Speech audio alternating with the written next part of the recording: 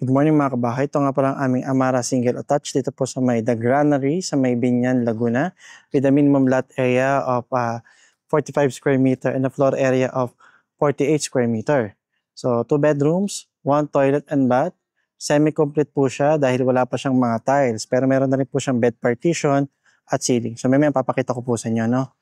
So by the way, ako nga pala si Chad Ricafort sa Poco Real Estate Broker at nanonood po kayo ngayon aking house tour.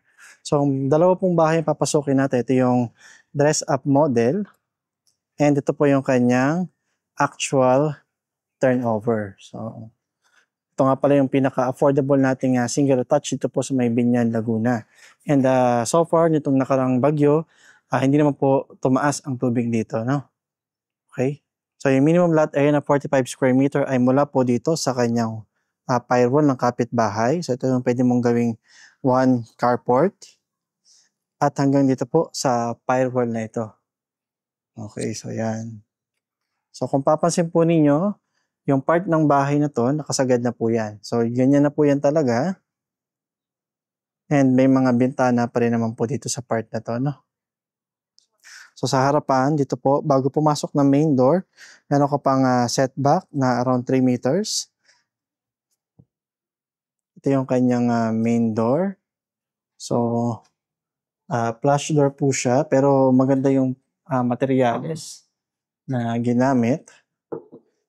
And 90 cm po ang lapad. Maganda rin po yung mga doorknob na ginamit nila. So ito yung kanyang actual turnover ng flooring. So pakita ko muna po pala sa inyo to, no? Bago tayo pumasok sa loob. So dito po sa part na to, ito yung sinasuggest ko na pwede mong gawing laundry area. Kasi sa loob wala ka na halos space for laundry area. So ito na talaga yung pwede mong gawin. So pwede mong palagyan ng cover dito. At yan, dito na yung laundry area mo. Okay. So pasok mo tayo ngayon sa kanyang main door. Ito po yung kanyang actual turnover. So wala pa siyang tiles. Ito yung kanyang living area.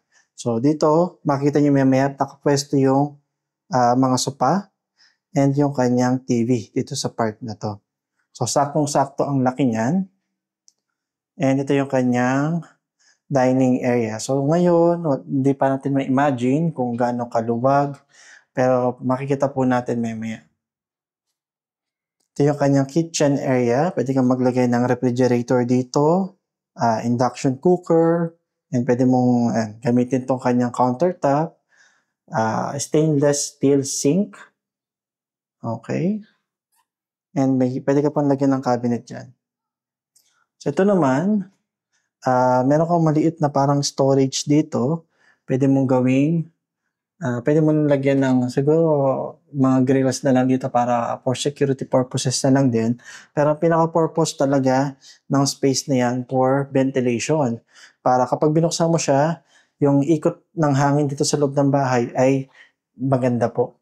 Yung kanyang circuit breaker, maganda na rin po itsura niya. Ayan, hindi ko mabuksan.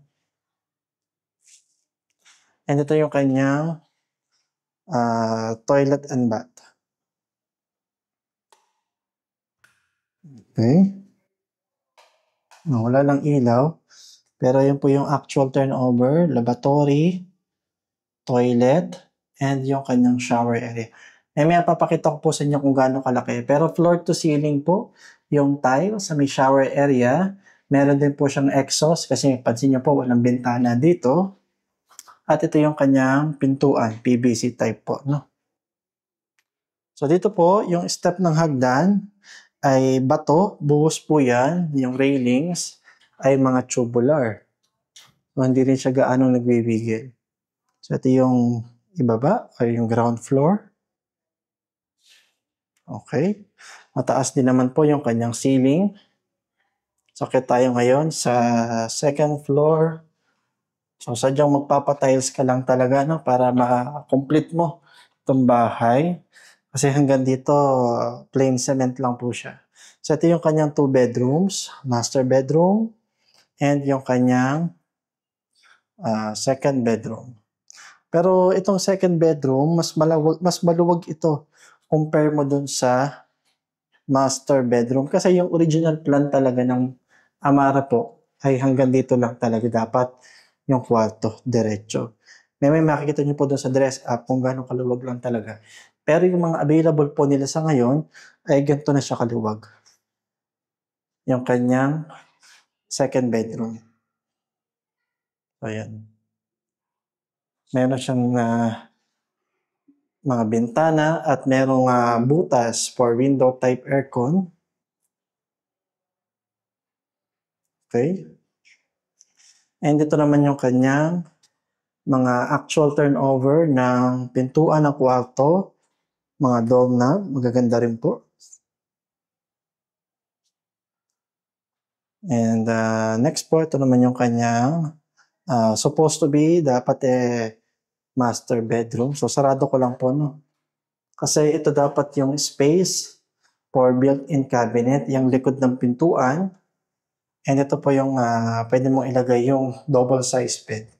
May makita nyo po kung paano nagkasya yung kama na double size. So mataas din po yung kanyang kisame. So yan, sakto lang talaga. May mga corner windows ka, aluminum corner windows. Mga sliding po pala ito, sliding. Yan, medyo maliwanag pala. Okay. So next naman po, punta naman po tayo dun sa dress-up model.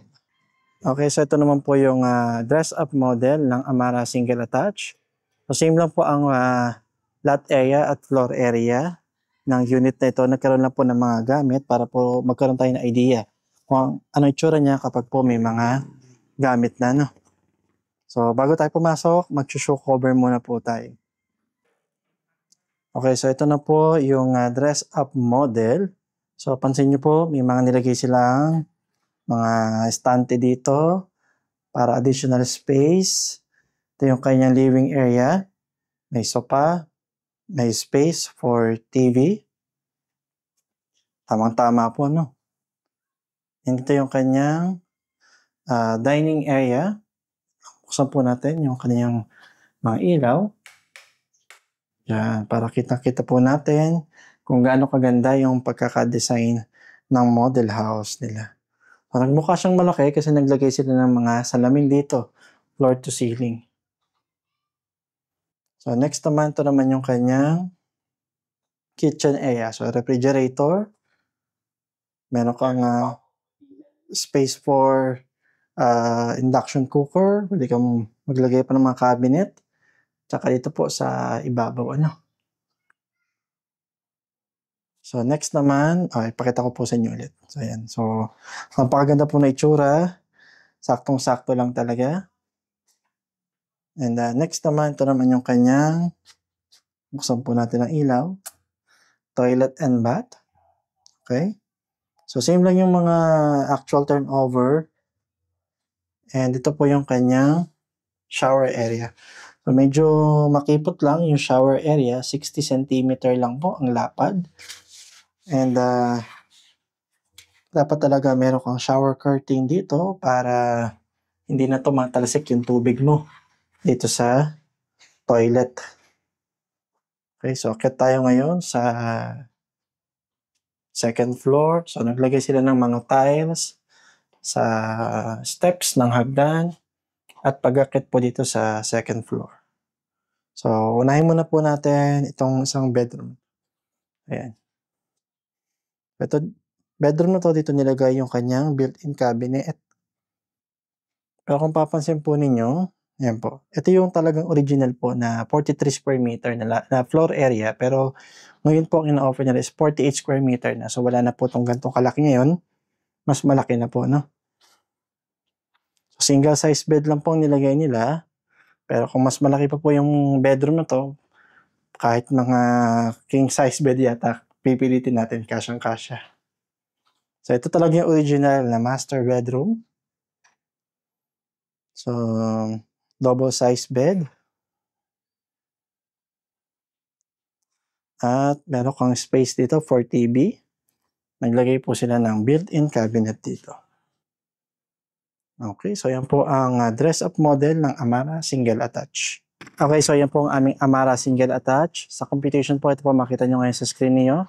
Yan po yung computation for bank financing.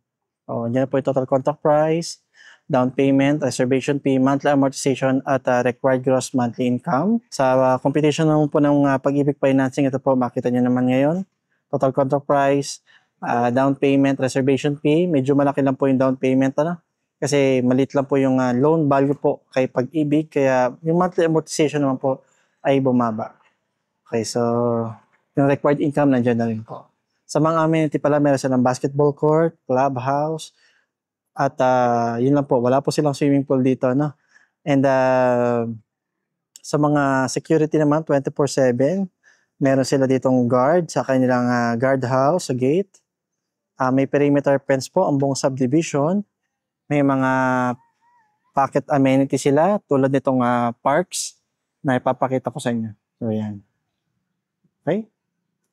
So, kung gusto po mag-inquire ng aming Amara Single Attach, please contact me on my mobile number or Facebook page. And kung gusto po mag-inquire about property na in-offer ko, mag-reserve na kayo. Dahil ang property, patagal ng patagal, ang mahal na pamahal, palayo ng palayo. Yun lang po at maraming salamat.